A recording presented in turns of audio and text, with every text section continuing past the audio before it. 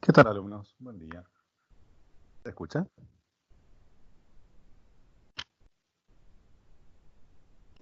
Sí, profe. Sí, profe. Perfecto. Bueno. Para hoy lo que tendríamos programado sería realizar el cierre de las relaciones en el corto plazo, las relaciones entre producción y costo, ¿sí? Todas las relaciones que hay en el corto plazo, y luego dar la primera introducción al largo plazo. Función de producción, espacio de insumos, isocuantas, productos marginales y tasa marginal de sustitución técnica. Este punto 2 podría tener cierto parecido algebraico geométrico a lo que vimos en teoría del consumidor, pero conceptualmente es ligeramente distinto. Bien, por lo cual voy a hacer un poco más énfasis en la parte conceptual y dejando la parte matemática con menos ligereza, porque ya lo hemos visto con más detalle en teoría del consumidor. Bueno. Relaciones de corto y de largo. Bien, antes, ¿cómo van con el práctico? ¿Preguntas, dudas, consignas que no se entienden bien? ¿Dudas? Yo tengo una duda. Sí, te Cuando escucho. dice que indiquemos el nivel de producción y la utilización de L, cuando ya sacamos el valor de L, reemplazamos ese valor en la función de Claro, producción para sacar, y si da un claro. numerazo lo hacemos igual. Sí, o sea, lo que me refiero es esto. Por ejemplo, si calculan el punto de inflexión, lo calculan tanto acá como L1 como acá. Sí, o sea, Ok. pongan el valor que asumen vía la función de producción. Si queda un número grande, bueno, no importa, déjenlo al menos indicado. Pero que quede dado o exprésenlo en millones, 9.3 millones o trillones o 10 a la 12. Pero coloquen algún número acá. Para que las etapas a veces también las pueden marcar acá, no solamente de acá a acá, sino las podríamos marcar en términos de producción también, a las etapas. ¿Está Buenísimo. bien? Sí, sí. ¿Sí? Bien. ¿Qué más? En los puntos siguientes.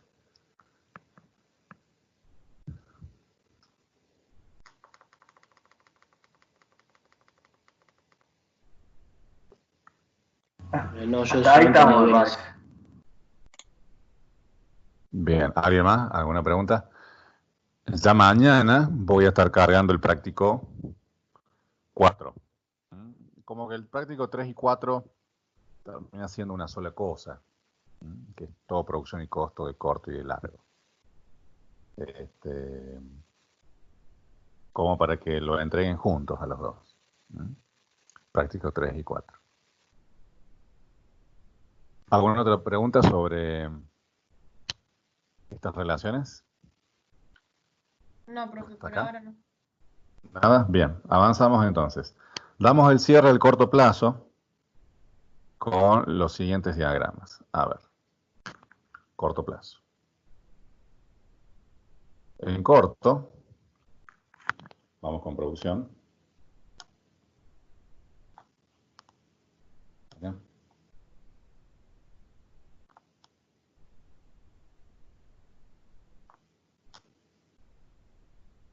Quiero hacer dos gráficos para lo que es producción.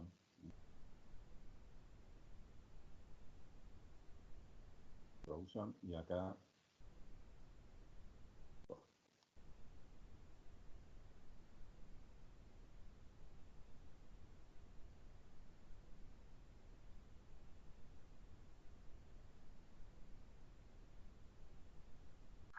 es importante los ejes. Esto va todo en términos de Q, de cantidades, mientras que producción en el corto va en términos de L.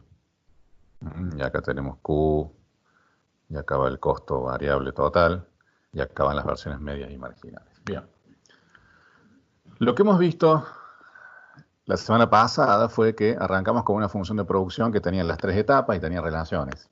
Y luego, para calcular la función de costos, tomamos funciones de producción un tanto más simplificadas.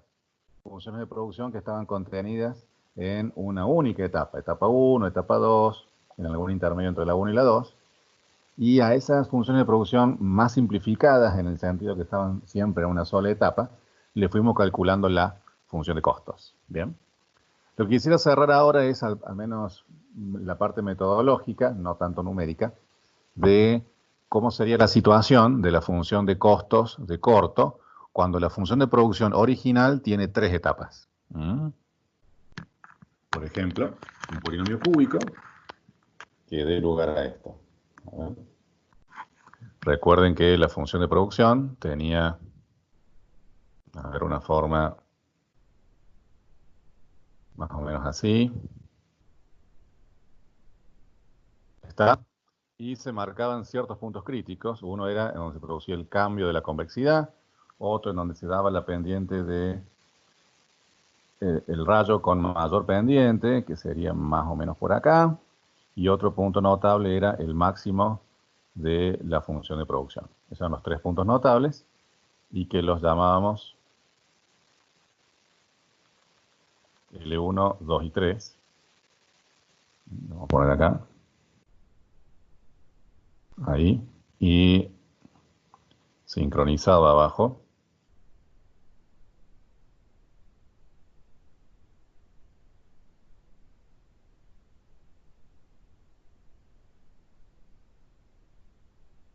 El L3. Y los, acá, bueno, acá vamos a poner L1, L2,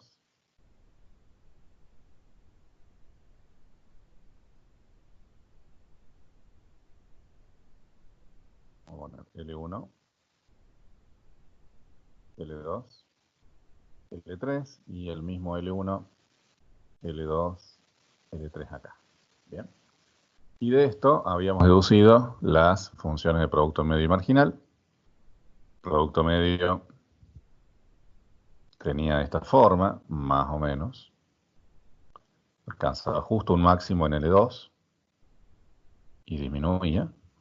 Mientras que el marginal alcanzaba un máximo en L1 y se encontraba por arriba del medio. Luego de acá decrecía, interceptaba.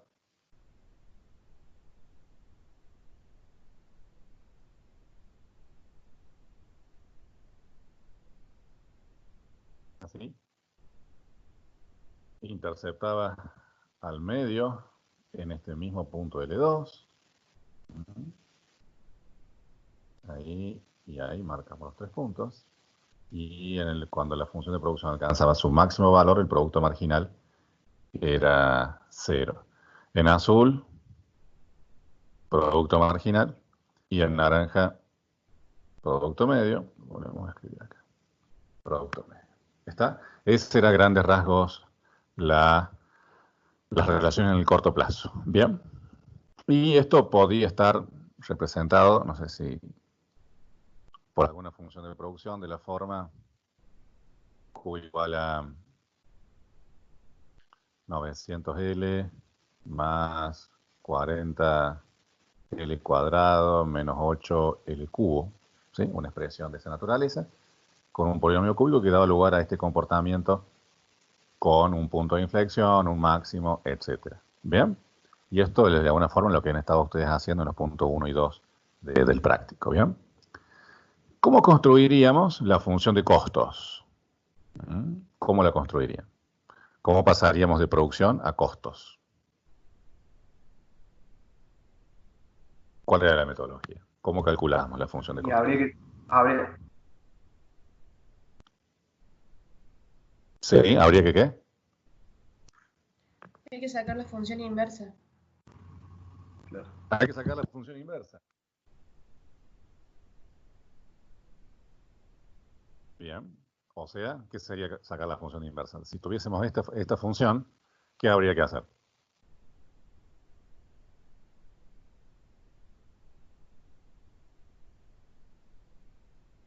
¿Qué habría que hacer de acá? Que no lo vamos a hacer, pero ¿qué habría que hacer? De esta Despejar función, ¿qué L. tendría que hacer? Despejar L. Y si ustedes intentan despejar L, ¿con qué se van a encontrar? ¿Cómo harían para despejar L?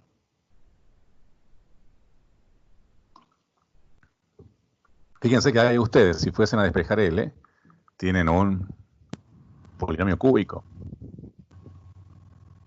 ¿No es que ¿Lo va ven? bajando de grado, profe? Es un polinomio cúbico, completo. A ver, ¿a qué me refiero con que es un polinomio cúbico? ¿Cuál es el problema técnico que tendrían acá? A ver, si tuviesen la función esta. AX al cubo más BX más BX cuadrado más CX más D. Esa sería la función a la que se están enfrentando, a un polinomio cúbico completo. ¿Cuál sería el A en esta función? El menos 8. El miembro ¿Lo con siguen? claro, el menos 8. Sí. ¿Y el B cuál sería? 40. El 40. El 40. El C, 900. Y el D 0. sería el Q. El Q. Ah,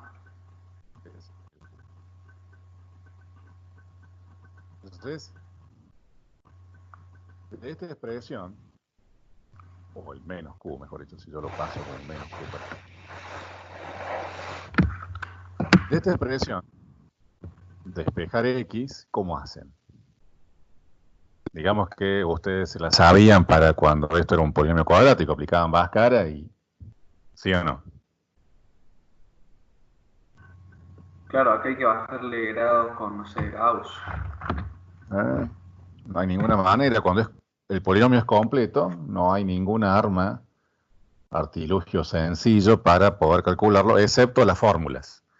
Hay fórmulas que son el equivalente tridimensional o el equivalente cúbico y el equivalente cuártico para las fórmulas de Bhaskara, que son, tienen otro nombre, que son las fórmulas de Cardano y Tartaglia, que fueron dos matemáticos que las descubrieron en simultáneo, esas dos, y que nos proveen de fórmulas para encontrar las tres raíces de un polinomio cúbico completo y las tres raíces de un polinomio cuártico completo, aunque no es el caso porque nosotros vamos a trabajar con cúbicas.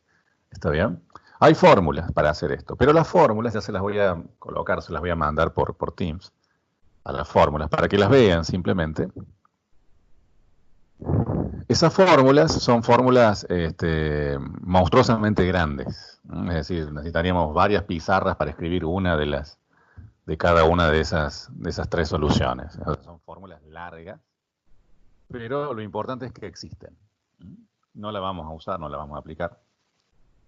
Entonces, el punto es que existen fórmulas para grado 3 y para grado 4. Son fórmulas que por ahí no se los mencionan en la secundaria o en la universidad, pero existen fórmulas para calcular polinomios completos de grado 3 y 4. Y de grado 5 en adelante está probado de que no existen y que no van a existir. Que no existen y que no van a existir. O sea que solamente existen fórmulas exactas para hasta el polinomio de grado 4 completo. Y que serían el equivalente multidimensional a la de Bhaskara, pero mucho más compleja. Por ejemplo, la fórmula para el polinomio de grado 4 completo, las cuatro raíces ocupan 3 o 4 hojas, para que se den una idea. Y la de grado 3, una carilla completa, ¿sí? Con 10 o 15 renglones. ¿Está? Para que se den una idea de la complejidad. El punto es que existe. Entonces, en teoría, ¿qué habría que hacer de acá? Habría que calcular la función inversa, y de esto a la función de costo yo la calcularía como el W por la f a la menos 1 de Q. Y bueno, y que Dios me ayude ahí para calcular esa f a la menos 1, que no es tan simple cuando la función es completa. Está muy bien, pero eso es lo que habría que hacer. Yo debería tomar esa fórmula de polinomio de grado cúbico y colocarlas en esa expresión y ahí tener esa función. ¿Bien? Bueno, esa sería la metodología matemática. Pero, en términos conceptuales, ¿cómo debería ser la función de costos? Fíjense que acá a este L1 yo le voy a asociar al mismo tiempo, que era un poco lo que me preguntaban hace un rato del práctico. Perdón. Acá va el L2. Y un poco más arriba el respectivo Q3. Esto sería Q1, Q2, Q3. Bien. Fíjense, si yo tuviese que graficarla a la función de costos, ya sabemos que, por las conclusiones que vimos cuando lo vimos esto de a pedazos, de que cuando la función de producción era convexa, la función de costos, ¿cómo resultaba ser? Fíjense que en esta primera parte, hasta L1, la función está en etapa 1, de hecho está hasta L2, pero esta función es convexa, indicando que agrego más trabajadores, tengo mucho más del doble de producción. Si simplemente quisiera el doble de producción, necesitaría menos del doble de trabajadores y en consecuencia menos del doble de costos. O sea que este tramo convexo en la función de producción estaba asociado a su función de costos como una función ¿de qué forma? ¿Cóncava o convexa? Cóncava. Cóncava. Entonces la función de producción, a ver, me voy anticipando, debería tener un comportamiento, arrancar en cóncava, arrancar como algo cóncavo, en algún momento tener un punto de inflexión, y ya vamos a ver cómo sigue después. Entonces, este punto, que yo voy a colocar acá, supongamos que el punto de inflexión está acá, sería el equivalente a ¿cuál? Fíjense que el dominio de esto está en términos de Q.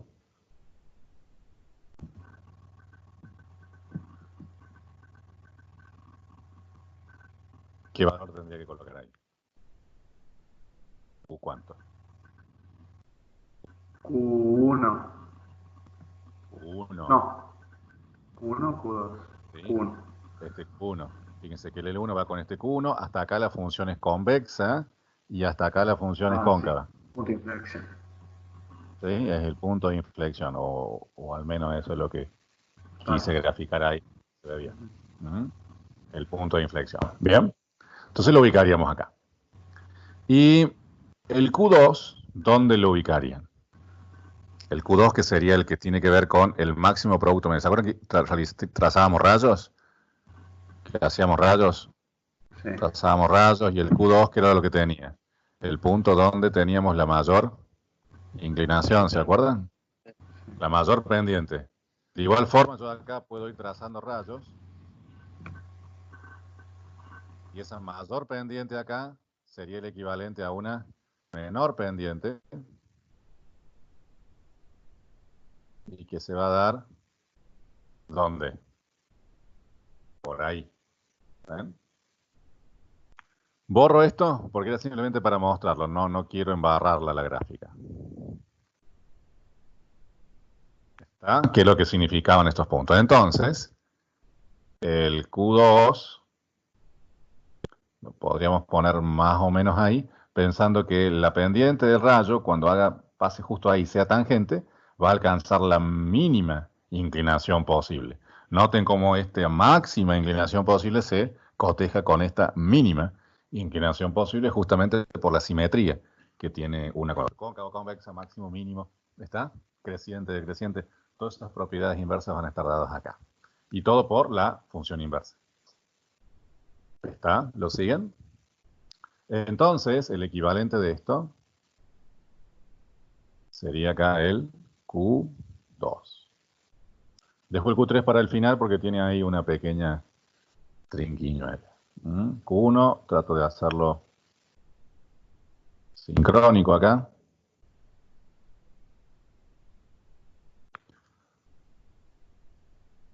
Acá y acá son los mismos, Q1 y Q2. ¿Está? Entonces, fíjense que hasta este punto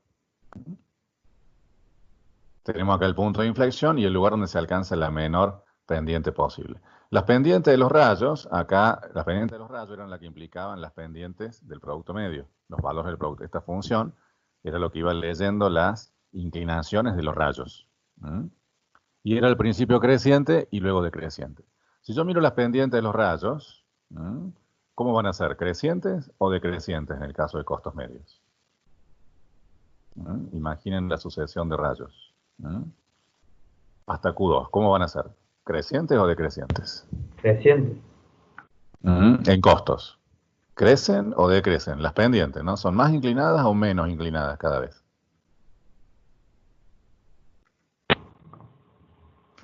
Decrecen, profe. ¿Sí? ¿Más inclinadas o menos inclinadas? Esto. ¿Es cada vez más inclinado o menos inclinado? ¿Cómo lo ven? Menos inclinado. Cada vez menos inclinado. Entonces, la función de costos debería ser como, ¿creciente o decreciente? Costos medios. ¿Creciente o decreciente? Esa función que marca la evolución de esas pendientes. Creciente. Decreciente. Decreciente. ¿Sí? O sea que hasta Q1 tiene que ser decrecientes. O sea, tendría que ser una función más o menos así. ¿Está? Es decreciente, porque fíjense que esto es lo que va midiendo, esto como fuese un medidor de pendientes, un inclinómetro, que me va midiendo cuán inclinado está. Bueno, a medida que yo voy avanzando por los Q, las pendientes, esos rayos son cada vez menores. Eso es lo que representa esto, ¿no? El valor numérico de la pendiente. O sea, toma una pendiente y le mira solamente la inclinación. Y a partir de acá, bueno, si yo comenzara a trazar más rayos, fíjense que acá la función se vuelve creciente. ¿Lo ven? Si yo lo calculo acá, o ahí, los rayos son, cuando los calcules, más inclinados. ¿Lo ven? ¿Sí o no? Claro. Entonces la función se volvería más o menos creciente a partir de ahí. ¿Está? Y de igual forma, podríamos calcular,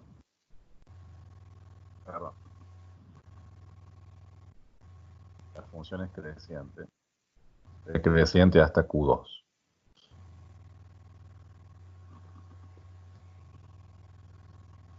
Hasta ahí es decreciente, hasta ahí.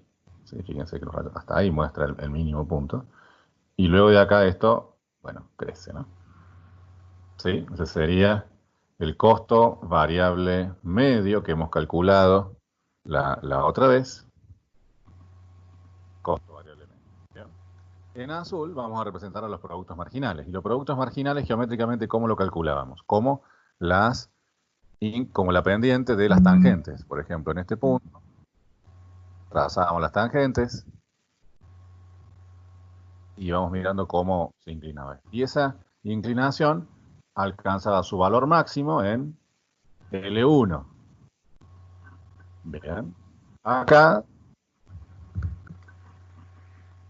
en cuanto a costos, fíjense que si yo la calculo ahí, tengo esa inclinación, luego si lo calculo acá, tengo esta otra inclinación. Noten cómo esto es decreciente, a diferencia de esto que eran inclinaciones cada vez mayores, ¿la ven?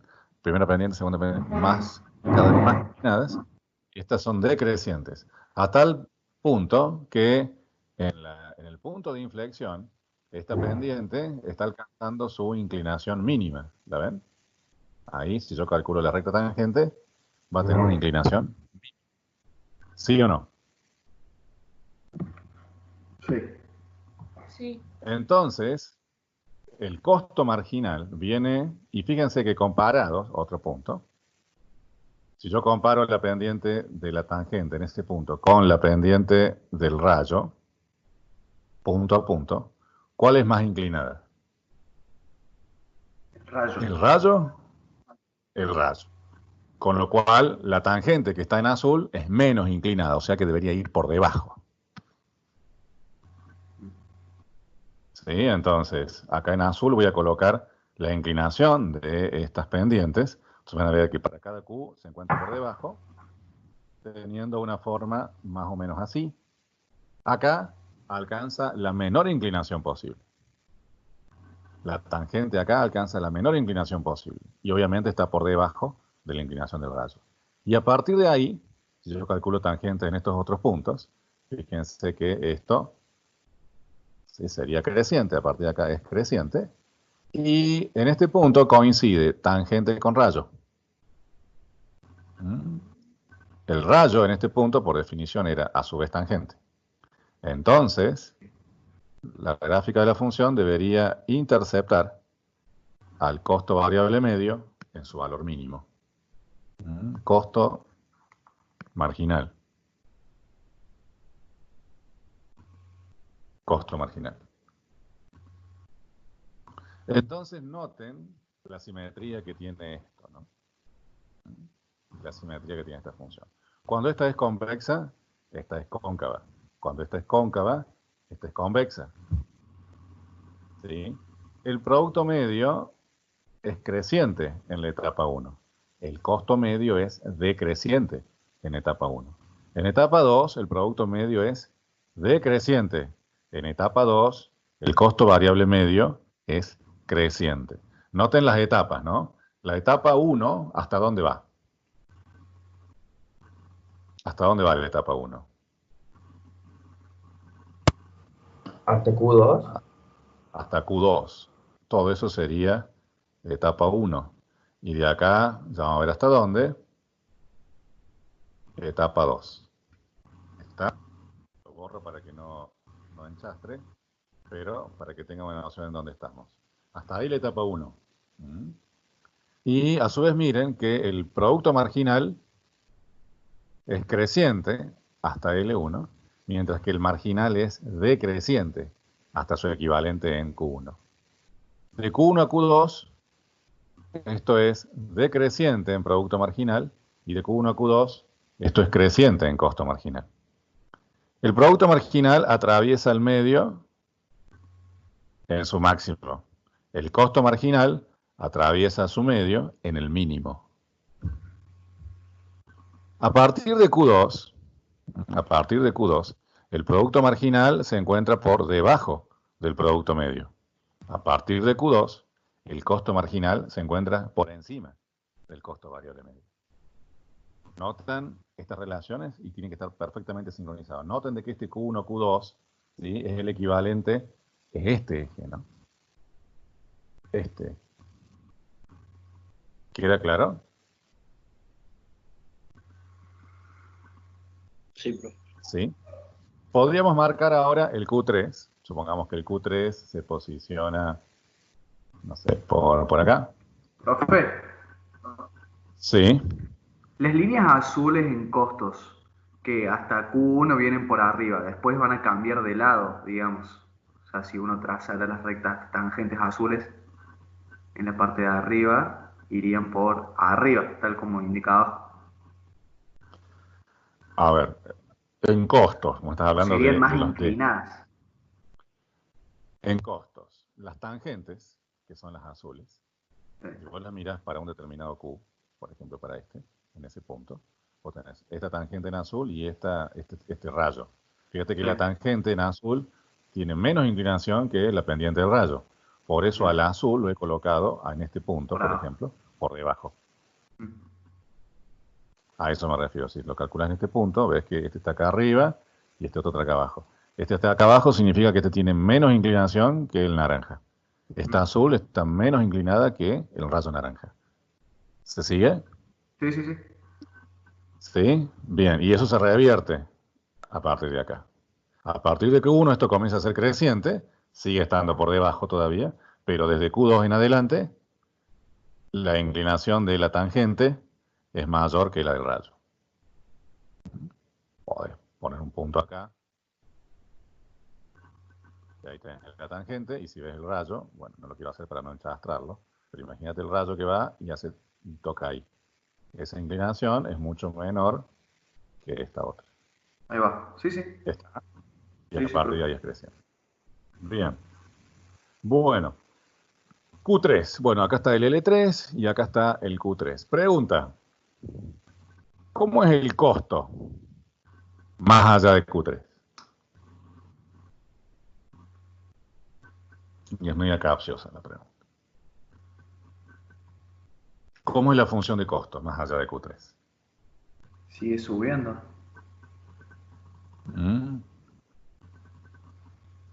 Miren esto, ¿no? Porque más allá de Q3, ¿cómo es la función?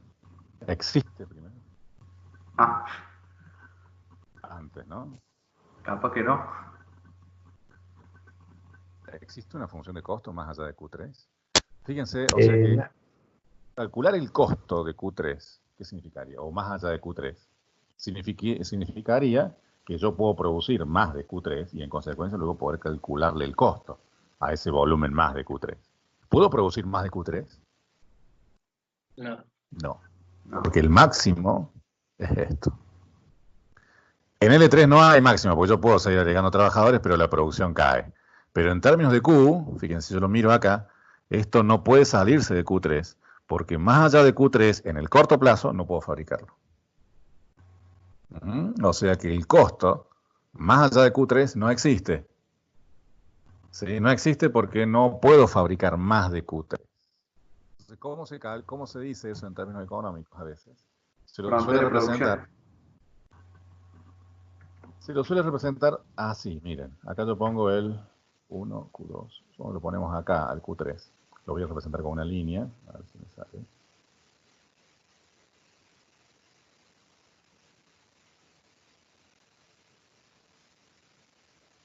Supongo que por ahí más o menos está el Q3.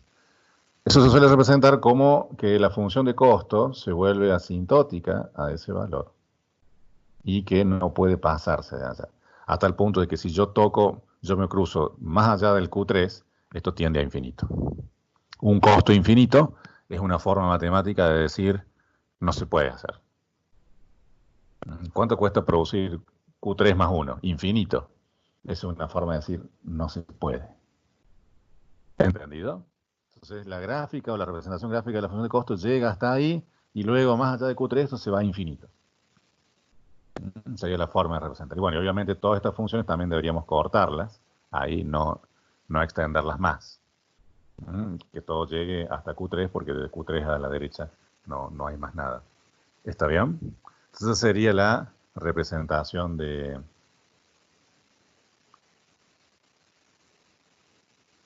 Así, ¿no? Esta sería la representación de los costos de corto y los costos de largo plazo. ¿Queda claro entonces? Acá es importante de que arrancamos con etapa 1 creciente y luego, o sea, función de producción convexa y luego cóncava, mientras que acá veníamos con función de producción cóncava y esto convexo. Y esto convexo. Fíjense que si quisiéramos también conectar todo esto, cuando estábamos en la función de producción convexa, teníamos una función de producción, por ejemplo, 2L, ya vamos a poner que exponente, pero esto está fijo, en el corto plazo el capital está fijo. Fíjense que para yo tener una función de producción convexa, el exponente de L, que es lo que yo miro, que es lo que yo grafico acá, tiene que ser un exponente mayor que ¿qué? ¿Qué tipo de exponente de función yo tendría que colocar acá para que yo esté en la etapa 1?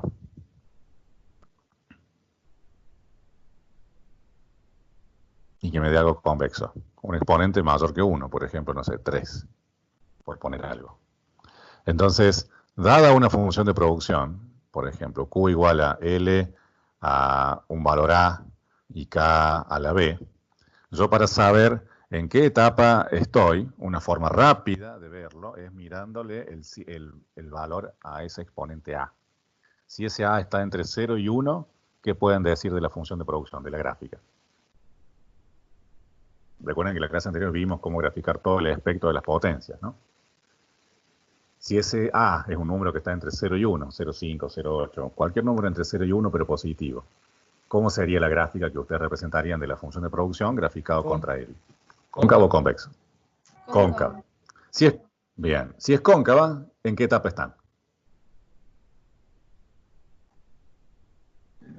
¿Tercera? No. Si es cóncava, ¿en qué etapa están? En la segunda. En la segunda. Fíjense que la función de producción es cóncava, crece mucho menos que proporcional, entonces estamos en la etapa 2. ¿Y la función de costo cómo debería ser? Convex. Convex. Fíjense que ustedes podrían anticipar todos esos resultados con solo mirar el exponente de L. Si está entre 0 y 1, la función de producción es cóncava, en consecuencia la función de costo es convexa. Si estamos si el A está entre 0 y 1, estoy en la etapa 2. Y si el A está entre 0 y 1, el producto medio, ¿sí?, es decreciente y el producto marginal está por debajo. Y si estoy en la etapa 2, el costo marginal es creciente y está por arriba del costo variable medio. Todo eso yo lo puedo anticipar con solo mirar el número, el exponente que tiene L. ¿Está bien? Entonces, cuando vayan a ir haciendo el práctico de esta parte de corto plazo, miren si los resultados que están obteniendo, en esas funciones que hemos calculado de a pedazos, ¿no?, porque son funciones fáciles que están en una sola etapa cada una. Cuando vayan resolviéndolo, fíjense, anticípense a los resultados y fíjense si los resultados que han obtenido, en términos algebraicos, en términos geométricos, coinciden con esa intuición que estamos largando antes de resolverlo. Entonces, ¿a qué me refiero? De que cuando ustedes vayan a calcular la función de costos, y decimos que si está entre 0 y 1, esta es convexa, perdón, esta es cóncava, entonces la función de costo es convexa. Cuando ustedes vayan a calcular la función de costos, el exponente, recuerden que la función de costos variable es una función de Q, y en consecuencia tiene que ser algún número A por Q a un alfa. Ese alfa, al cual va a estar elevado ese Q, si dijimos que tiene que ser convexa porque este era cóncavo, porque este la estaba entre 0 y 1, ese alfa tiene que ser un número mayor que 1. Entonces, a ese tipo de resultados ustedes deberían ir llegando desde esta anticipación, desde esta intuición que ustedes hacen antes de comenzar a resolver. Entonces, tal vez les convenga mirar la función con detenimiento, analizarla en el aire, hacer una breve anticipación de cómo deberían ser los resultados y luego que trazan ese plan, lo resuelven y ven si esa resolución coincide con esa anticipación intuitiva que fueron haciendo con solo mirar el exponente. ¿Se entiende el plan?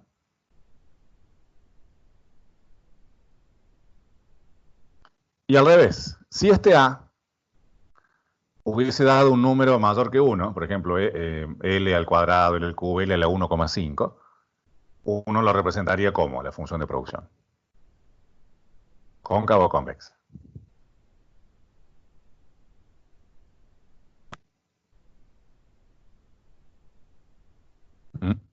Si este A ahora estuviese entre 1 e infinito, un número mayor que 1. A la función de producción, ¿cómo la? Convexa. Bien. ¿Y la función de costo debería ser? Cóncava. Cóncava. ¿Eso qué significa? Cuando ustedes vayan a calcular la función de costos por la f a la menos 1 por w, ese alfa, ese exponente de q que les queda, tiene que ser un número entre 0 y 1.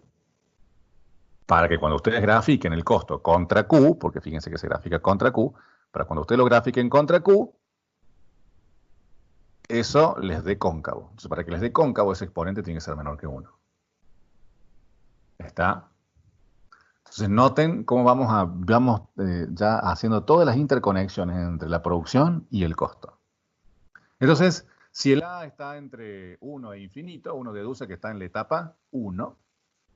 Bien, los rendimientos marginales crecientes, donde opera la división del trabajo y la especialización, más trabajadores, más productivos, crece más que proporcional, y en consecuencia los costos son cóncavos, crecen menos que proporcional, por todas esas explicaciones que dimos antes.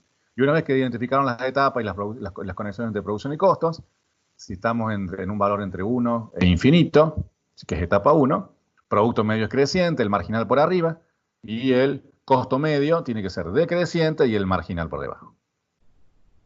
Todas esas conclusiones ustedes deberían arribar numérica y algebraicamente y deberían coincidir con estas anticipaciones, estas intuiciones que estamos haciendo con solo mirar el exponente de L. ¿Está? O sea que yo con solo mirar el número, el único dato que se les provee, porque en ese ejercicio se le damos solamente una función de producción, con solo mirar ese L, ustedes deberían anticiparse o tener todos los resultados en términos cualitativos. Esto es cóncavo, convexo, creciente por arriba, ¿está bien? Por arriba, por debajo. Ustedes deberían ya tener un mapa en la cabeza de a qué deberían llegar. Y esto va a ser importante más adelante cuando conectemos no solamente producción y costo en el corto, sino que hagamos producción y costo del corto y del largo. Entonces ahí vamos a tener todas las conexiones. Entonces, para evitar de que eso se estalle cuando lleguemos a ese momento, vamos viéndolo a esto de aparte y vayan ahora mismo haciendo estas conexiones entre producción y costos. ¿Queda claro?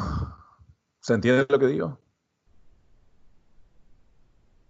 Supongo que me están entendiendo los que ya han avanzado a hacer cada una de esas funciones de producción que hicimos en los últimos puntos, en los puntos 3 y 4 del práctico. ¿Se entiende lo que digo? Sí, profe. Y de esa manera les va a ir permitiendo a ustedes ir haciendo una autocorrección. En el sentido de que si esas gráficas o esos exponentes no van quedando de la forma en que ustedes anticiparon, bueno, revisen si se anticiparon mal, si se equivocaron en la intuición o se equivocaron en algún despeje o lo que fuere. Les va permitiendo a su vez autocorrección. ¿Bien? Bueno, con esto entonces cerramos las conexiones de producción y costos del corto plazo. Repito, cuando una es convexa, la producción es convexa, el costo es cóncavo y al revés, y eso tiene que ver con el exponente de L.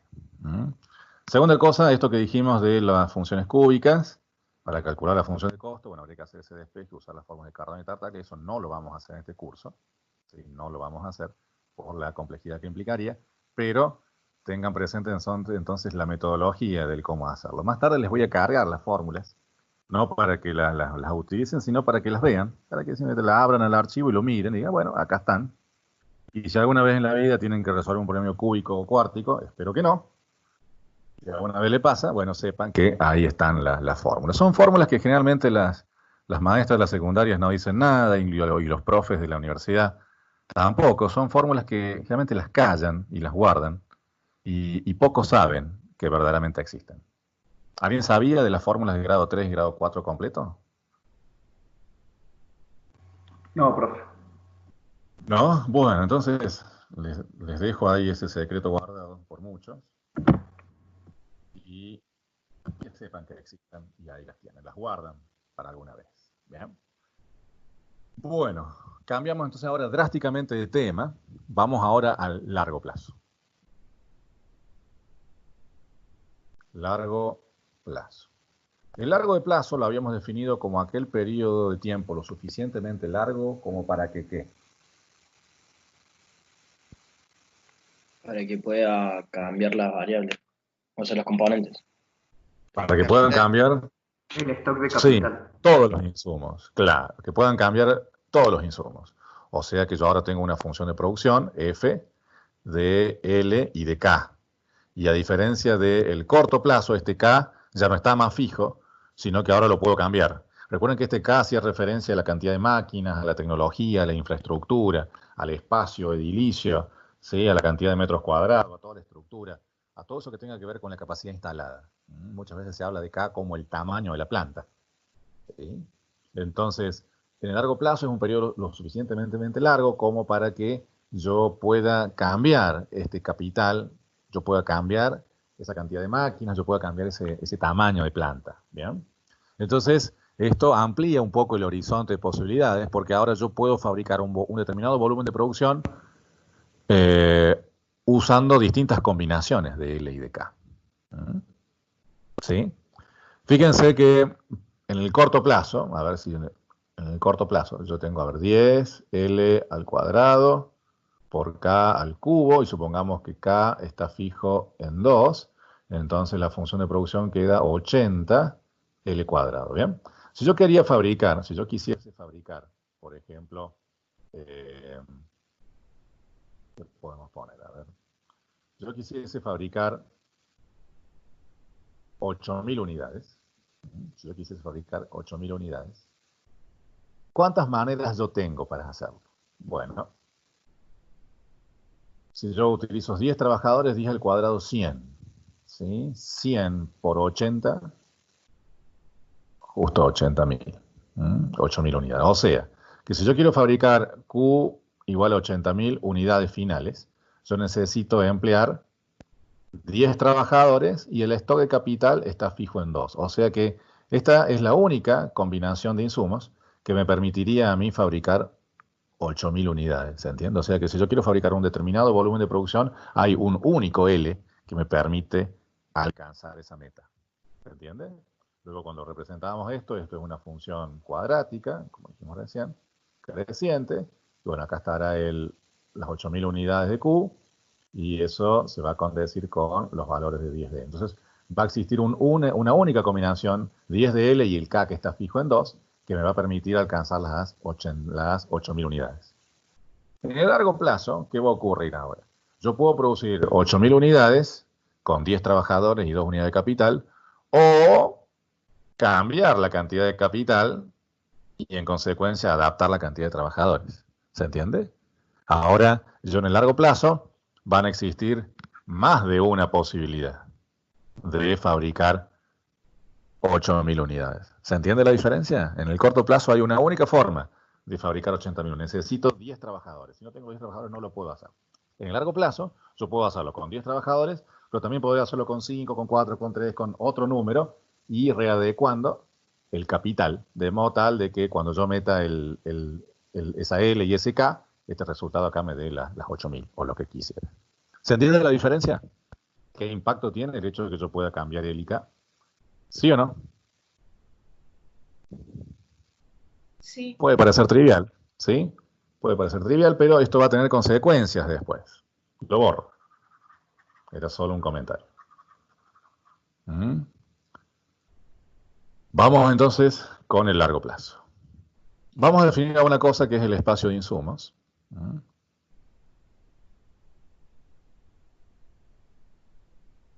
El espacio de insumos. El espacio de insumos lo vamos a definir como todo el R2 positivos. Y geométricamente va a ser este cuadrante. L y K, que son los dos insumos que vamos a utilizar en este curso. Entonces, cualquier par ordenado que esté en el cuadrante positivo, por ejemplo, L0 y K0, este es el par L0, K0, esto es lo que vamos a llamar un plan de producción. Un plan de producción. Un plan de producción es una combinación de insumos. Es un par ordenado, L0, K0, donde L0 y K0 son valores positivos, o cero a lo sumo. ¿Está bien? Entonces, ese es el espacio. Entonces, cualquier punto que esté en este cuadrante positivo hace referencia a una combinación de insumos. Esto pone en evidencia de que la función de producción, ahora en el largo plazo, va a ser una gráfica ¿de qué forma? La función de producción en el largo plazo, ¿cómo va a ser la gráfica? Fíjense que este L y K son los insumos. Esto va a ser el dominio. ¿Cómo va a ser? ¿Va a ser lineal? No, todavía no hemos especificado. Si no me refiero a qué... Creciente. ¿En dónde lo debería graficar? No sé. ¿En dónde lo vamos a graficar? Fíjense que es una función que va desde R2 a R. O sea, toma un L0 y un K0 y vía la función de producción eso se convierte en un determinado volumen de producción. Toma una combinación de una cantidad de trabajadores, una cantidad de máquinas, y esto se mezcla en la función de producción con la tecnología que tenemos y eso se convierte en una cierta cantidad Q sub 0 de producto final. ¿Cómo representarían geométricamente esta función? Fíjense que LK, a diferencia del corto plazo, en el corto plazo era una función de una variable, porque el K estaba fijo. ¿Se acuerdan? Que graficábamos Q, poníamos Q acá contra L. En el largo plazo, ¿cómo va a ser la gráfica? ¿Cómo va a ser en el largo plazo la gráfica?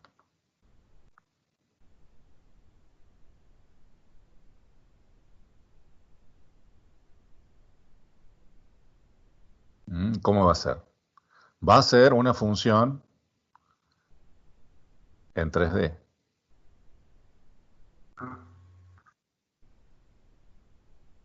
¿Se entiende lo que digo? ¿Por qué va a ser una función en 3D? Bueno, acá estaría el eje L, el eje K, y acá arriba podríamos tener el eje Q. ¿Está bien? Imaginen que este L y K es el piso, es el dominio donde se va a construir la función.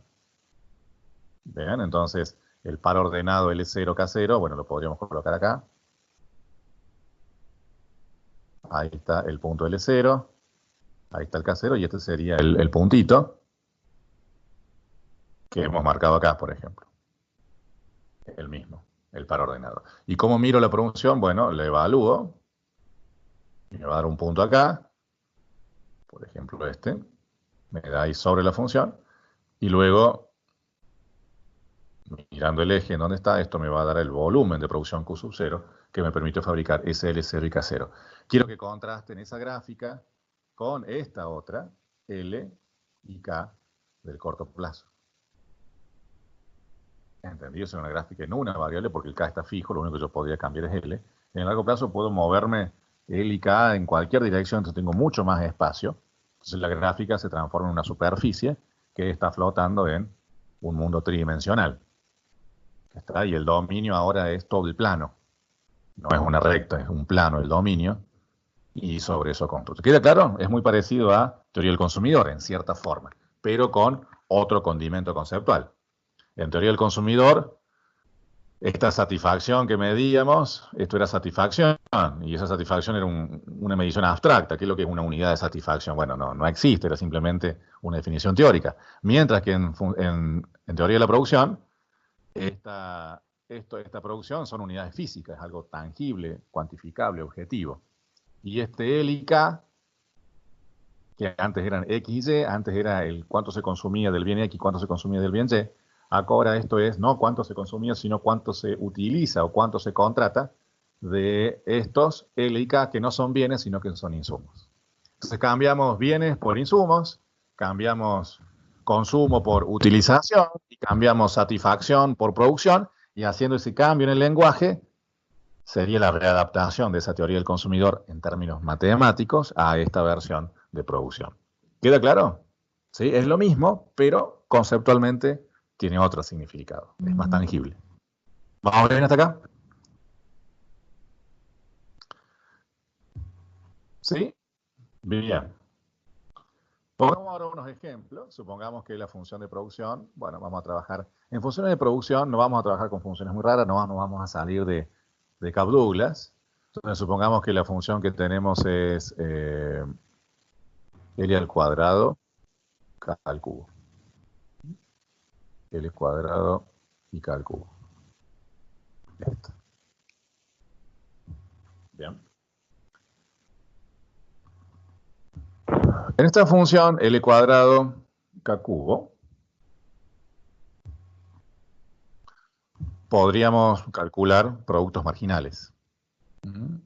Producto marginal de L. Antes de calcular los marginales, vamos a calcular los medios, que son más conocidos. Productos medios. Pero ahora cuando yo voy a calcular el producto medio, me voy a encontrar con que tengo dos. Producto medio de L y producto medio del capital. ¿Qué es lo que va a hacer el producto medio de L? La función de producción dividido ¿qué? Dividido L. Y Q dividido L, fíjense que si lo hacemos en este caso me quedaría L cuadrado, Q al cubo, dividido L, y eso me quedaría L a la 1 por Q al cubo. Si le evaluamos en un punto, por ejemplo en L1, K7, ¿esto cuánto me quedaría? 1 por 7 por 7 por 7, 343. Sería 7 al cubo, y eso me da 300. ¿Qué significa esto? Bueno, que en promedio cada trabajador fabrica 343 unidades. Bien. Y el producto medio del capital, ¿qué es lo que va a hacer? Bueno, la función de producción dividido el capital, L cuadrado, K cubo, dividido K. Esto me queda L cuadrado, K cuadrado. Si esto yo lo evalúo en un punto, L1, K7, en el de recién, en el mismo de recién, esto me quedaría 1 al cuadrado por 7 al cuadrado, y me da 49. ¿Qué significa? De que si yo estoy utilizando un trabajador, yo estoy contratando a un trabajador y estoy utilizando 7 máquinas, ¿sí? Cada máquina en promedio fabrica 49 unidades. Producto en medio del capital. ¿Cuánto fabrica en promedio cada máquina? Y esto es cuánto fabrica en promedio cada trabajador. Como hay dos insumos, tengo dos productos medios, un producto medio, un producto unitario, por cada insumo. ¿Se entiende? A diferencia del corto, que había un único producto medio, que era el producto medio del trabajo, que no lo poníamos porque estaba implícito, era la única variable. Y de igual forma tendríamos productos marginales, y vamos a tener dos. Producto marginal de L. El producto marginal de L lo vamos a definir como la derivada parcial de Q con respecto a L. ¿Cómo quedaría la derivada parcial con respecto a L? 2 L 2L K al cubo. K al cubo, ¿bien? Si lo evaluamos en L1 y K7, esto me quedaría 2 por 1 por 7 al cubo, y esto me quedaría 343 por 2, 686. ¿Qué significa este 686? Bueno, si yo estoy utilizando un trabajador y 7 máquinas, y decido contratar un trabajador adicional, si hago eso, la producción se va a incrementar en 686 unidades.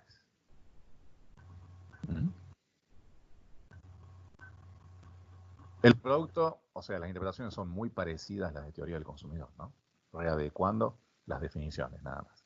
El producto marginal del capital lo vamos a definir como la derivada parcial de Q con respecto a K, y esto va a quedar 3L cuadrado K cuadrado.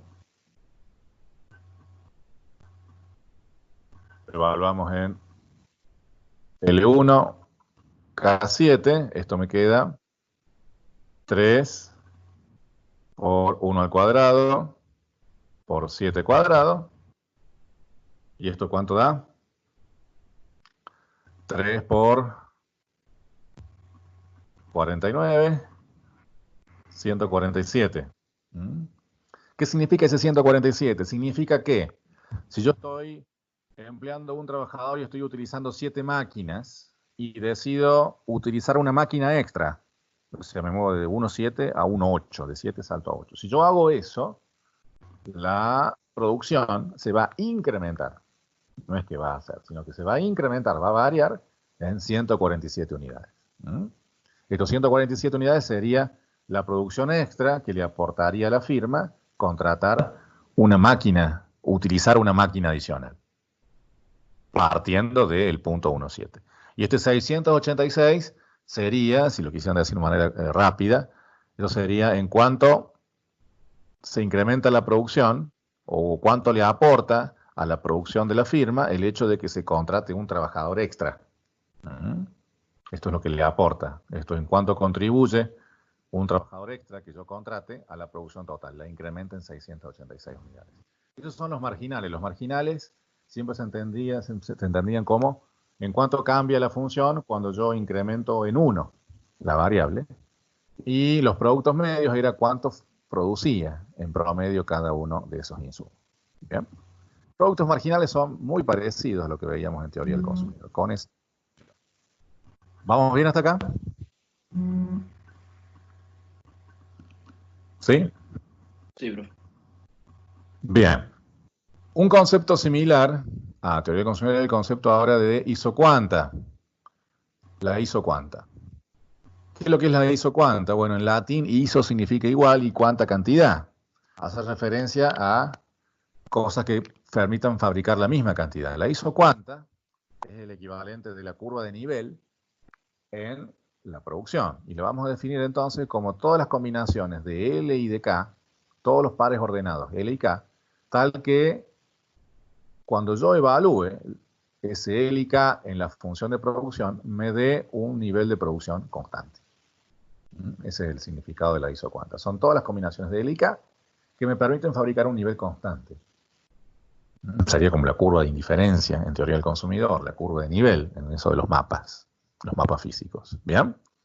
Entonces, geométricamente, bueno, ¿qué es lo que era esto? Bueno, si yo tenía esta gráfica, ¿se acuerdan lo que era? Yo tenía acá este eje, y bueno, si quisiéramos cortarlo a un determinado nivel,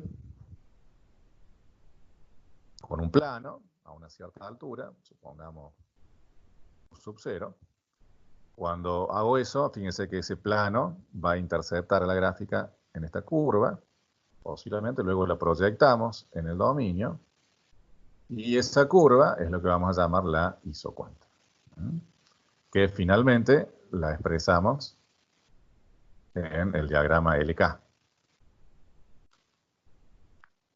Vamos en este diagrama. Esa función roja que colocábamos acá, que era la proyección, la representamos acá. Y bueno, acá van los ejes, ¿no? L,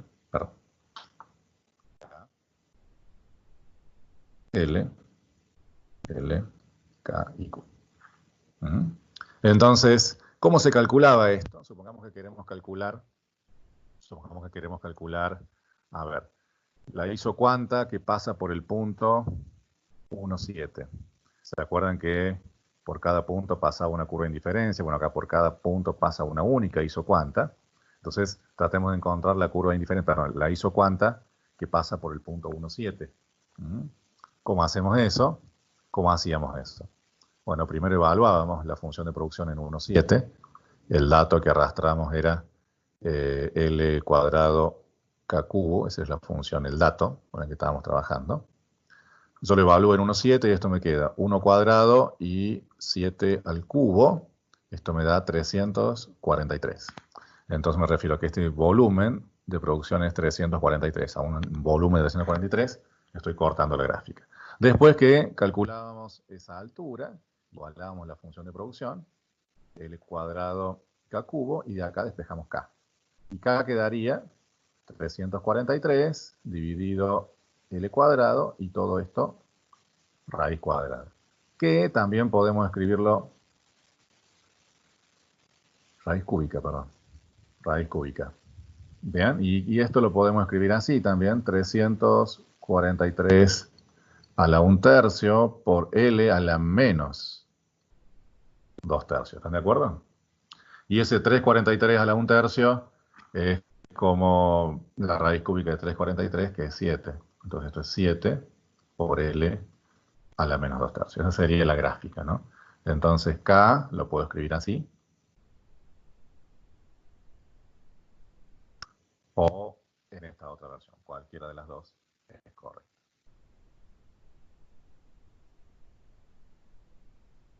¿Está? Y bueno, la gráfica de esta función de esta isocuanta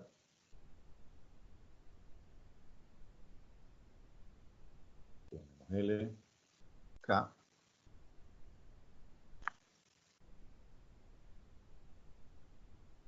Es una función de ese estilo. Acá cuidado que la función no vaya a ser creciente. Entonces, el punto 1,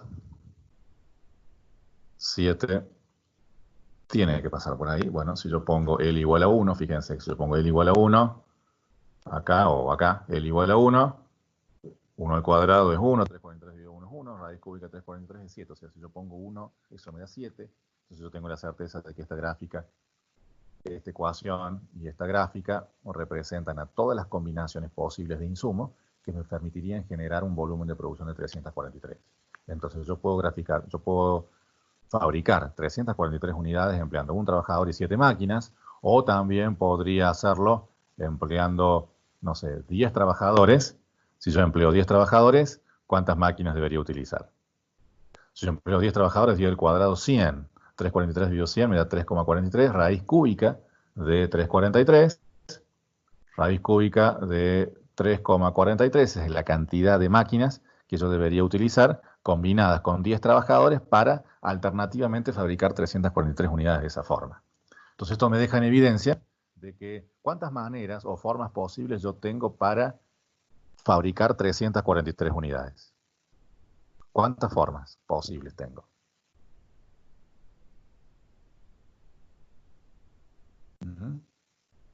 ¿Cuántas maneras posibles hay de fabricar 343 unidades en el largo plazo?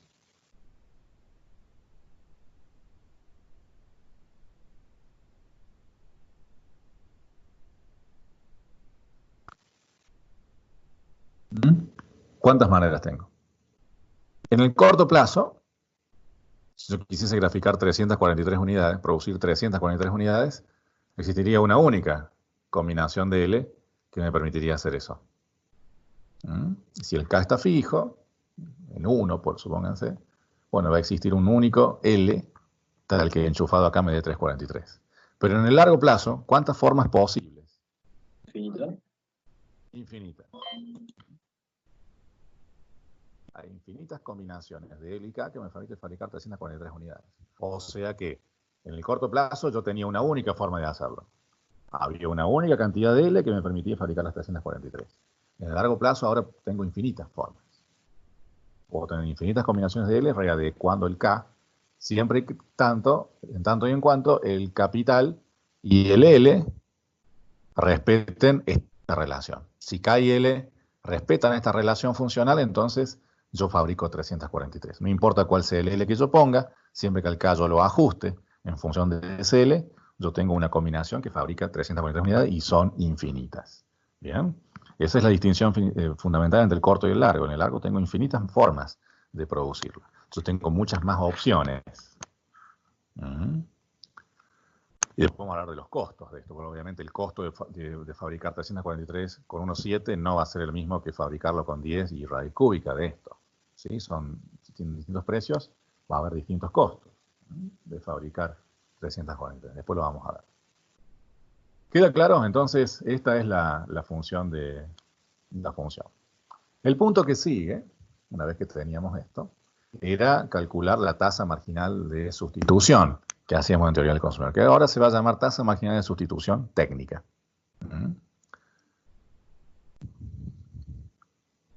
Tasa marginal de sustitución técnica, y se va a computar como la derivada del capital con respecto a L, siempre que estemos en la curva de indiferencia, con un volumen de producción constante, o alternativamente como el producto, el cociente de productos marginales, cambios de signo. Hacíamos en teoría del consumidor. Producto marginal de L dividido producto marginal de K. ¿Se acuerdan que antes hacemos utilidad marginal de X y utilidad marginal de Y como un método alternativo para calcular la tasa marginal de sustitución? Bueno, así también vamos a tener dos métodos de calcular la tasa marginal de sustitución técnica por ambos métodos. Entonces, si vamos por la regla de la derivada, fíjense que esta expresión que está acá es más fácil, es más amigable de derivar que esta otra. Porque acá me tengo que meter con la regla de la cadena y con la regla del cociente para poder resolver. Entonces, acá es más fácil porque tengo el polinomio directamente.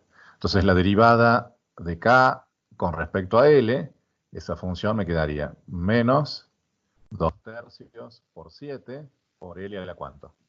Cuando yo derivo eso.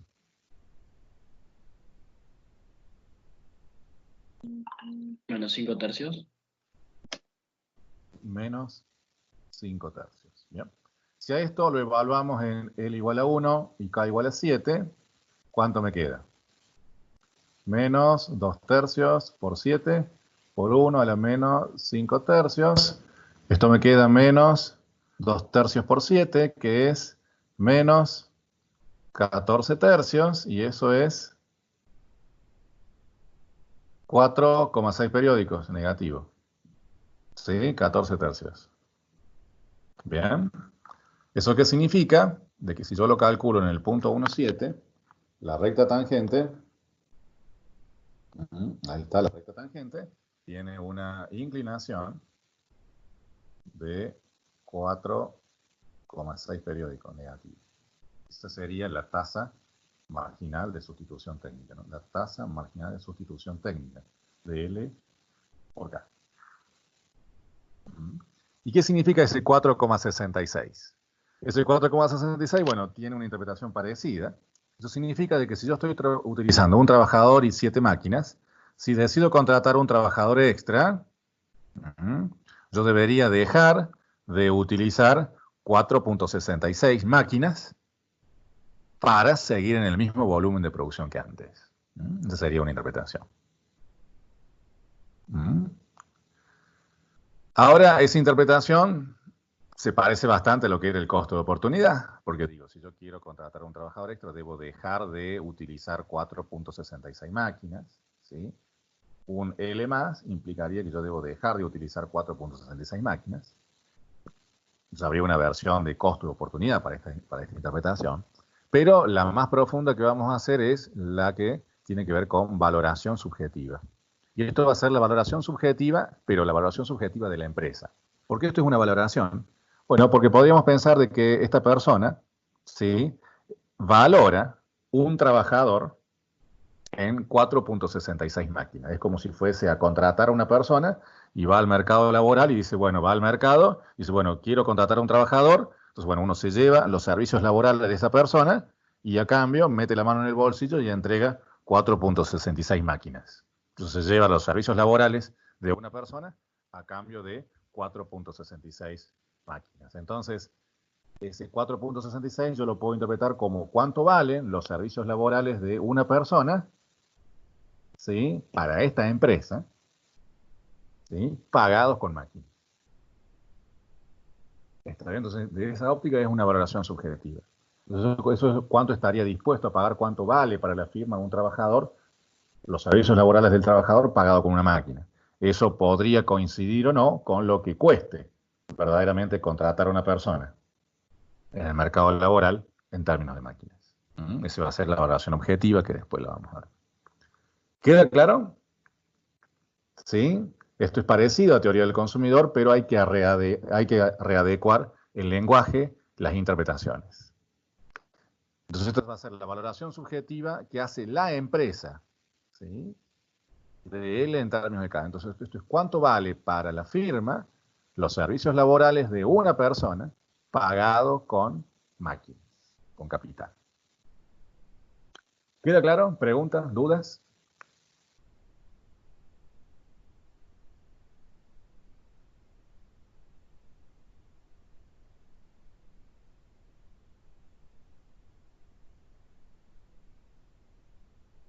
¿Nada? ¿Y cuál sería la valoración objetiva, profe? La valoración objetiva sería cuánto cuesta verdaderamente contratar a una persona en el mercado. Habría que ir al mercado laboral y, bueno, ver cuánto cuesta contratar a una persona pagado con máquina. Eso es lo que va a ser la valoración objetiva y la vamos a ver después. Claro, sería ya más difícil porque no podríamos ver o sea, realmente como lo hacíamos en la teoría del consumidor. Esa era más fácil de ver porque vos tendrías que ver, bueno, cuánto es el salario de una persona y compararlo con cuánto te cuesta contratar una máquina, comprar una máquina o alquilar una máquina. Entonces comparás esos dos precios objetivos de la realidad y eso te va a dar la valoración objetiva. ¿Cuánto vale, objetivamente, contratar a un trabajador? No sé, si contratar a un trabajador me cuesta, no sé, 50.000 pesos y comprar la máquina me cuesta 100.000. Sí, bueno, ese cociente de precios objetivos es lo que te va a dar la valoración objetiva. ¿Está? Lo que cuesta verdaderamente, en términos relativos, contratar a un trabajador de lo que cuesta una máquina, objetivamente, en pesos. ¿Está? Mientras que esto sería cuánto vale para la firma. ¿Cuánto vale para la firma en función de que estaría dispuesto a sustituir un trabajador por 4.66 máquinas? Porque si sustituye a un trabajador por 4.66 máquinas, la producción va a ser la misma. Porque estamos moviéndonos sobre la ISO cuanta. Entonces, trabajar con un trabajador más y 4.66 unidades de capital menos, me da lo mismo que antes. Porque cualquiera de las dos opciones me permite fabricar lo mismo. Entonces, yo desde ahí puedo ver cuánto es lo que vale para la firma un trabajador. Y eso claramente es subjetivo, porque tiene que ver con la tecnología que emplea la firma, o sea, la función de producción, y también tiene que ver con el punto en donde yo le evalúe. No es lo mismo la valoración subjetiva de la firma en 1.7 que hacerlo, no sé, en 10 y este otro punto. En cada punto la inclinación es distinta y la valoración va a ir cambiando en función de la posición inicial desde donde yo mire. Mientras que la objetiva es constante, es inmutable y está sin cambios siempre. Que lo vamos a ver posiblemente mañana a la objetiva. Mañana o el viernes a más tarde. Es más simple, sí tiene que ver con una recta de presupuesto similar a la de teoría del consumidor. ¿Queda claro? ¿Preguntas, dudas? Sí. Bueno, mañana ya les voy a cargar el práctico 4 para que vayan avanzando con esto y cierren la parte de corto plazo viendo con todo detalle las interconexiones. Vayan viendo dónde hay rendimientos marginales decrecientes, cuando hay rendimientos marginales crecientes y toda esa conexión con el exponente de L, que es lo único que habría que mirar. Y anticipar todos los resultados y esa simetría entre producción y costos, que es al revés. Cóncavo, convexo, creciente, decreciente, máximos, mínimos, etcétera, etcétera, etcétera. Bueno, nada más. Dejamos acá. Mañana continuamos con más de largo plazo. Hasta luego, chicos. Chao, profe. Chao. Chao, profe. Chao, profe. Hasta luego, chicos.